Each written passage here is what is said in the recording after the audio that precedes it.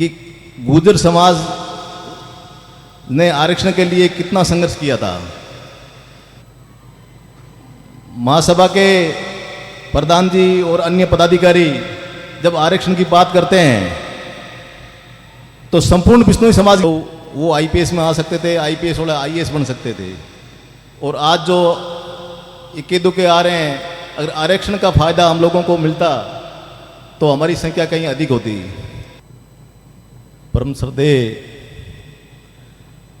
जांबा महत जी, प्रेमदास जी, श्री महत जी और हमारे समाज के कार्यवाहक संरक्षक स्वामी शिवदास जी शास्त्री साहब और समाज के खासतौर से हमारे संघर्ष समिति के महानुभाव सही राम जी, सुरेंद्र जी और हमारे विक्रम सिंह जी,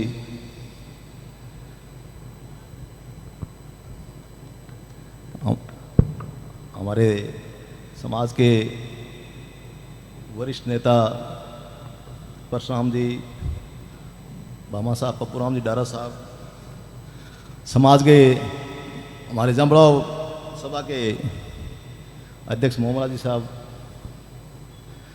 और जितने भी हमारे समाज के सम्मान्य महानुभाव पधारे हैं, प्यारे युवा साथियों, आप सबको मालूम है कि हमें राजस्थान में ओबीसी में आरक्षण प्राप्त है। स्वर्गीय राम सिंह जी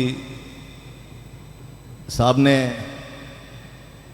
अपने प्रभाव से सन 2000 में समाज को आरक्षण दिला दिया था, परंतु केंद्रीय सेवाओं में वादा करने के बावजूद भी हमारा आरक्षण अभी तक लंबित है। आप सब जानते होंगे कि केंद्रीय सेवा में आरक्षण का क्या मतलब होता है।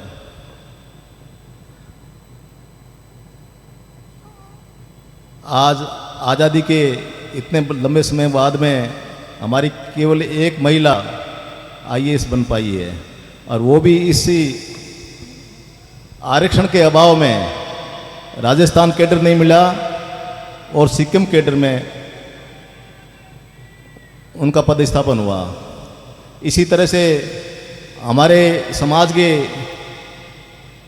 3-4 आईपीएस हैं जो आरक्षण के अभाव में राजस्थान कैडर नहीं मिला, और कोई मध्य प्रदेश में, कोई उत्तर प्रदेश में, कोई और कहीं सेवा दे रहे हैं। इसी तरह से दूसरी केंद्रीय सेवाएं हैं,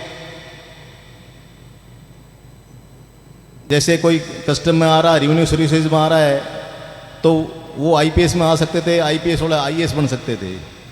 और आज जो इक्के दुक्के आ रहे हैं, अगर आरक्षण का फायदा हम लोगों को मिलता तो हमारी संख्या कहीं अधिक होती। इसी तरह से केंद्र के दूसरे डिपार्टमेंट है, चाहे रेलवे हो, चाहे पोस्टल सर्विसेज हो, चाहे दूसरे बहुत सारे डिपार्टमेंट है, उनपे भी हमारा प्रतिनिधित्व होता। परंतु आरक्षण के अभाव में हमारे युवाओं को योग्य होते हुए भी ये लाभ नहीं मिल पा रहा है। आप जानते हैं कि गुर्जर समाज ने आरक्षण के लिए कितना संघर्ष किया था। मैं कोई हिंसा का समर्थन नहीं करता हूं, परंतु आरक्षण के लेने के लिए समाज की एकजुटता बहुत जरूरी है। आज जोधपुर शहर में हमारे समाज के कम से कम 4-5 हज़ार घर तो स्थायी रूप से निवास करते हैं, और आसपास में अच्छी आबादी है। तो हमारा जोश आरक्षण के प्रति ऐसा होना चाहिए था कि आज इस परिसर में बैठने तो क्या, खड़े रहने को जगह नहीं मिलनी चाहिए थी। हमारी संघर्ष समिति काफी दिनों से प्रयास कर रही है और बहुत अच्छा प्रयास कर रही है।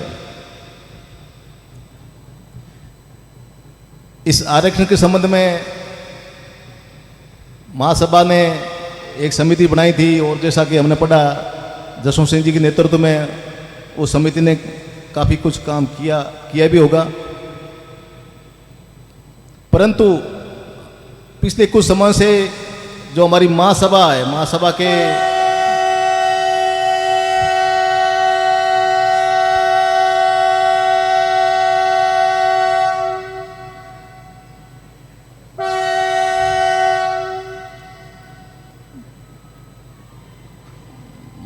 के प्रधान जी और अन्य पदाधिकारी जब आरक्षण की बात करते हैं तो संपूर्ण बिश्नोई समाज की बात करते हैं।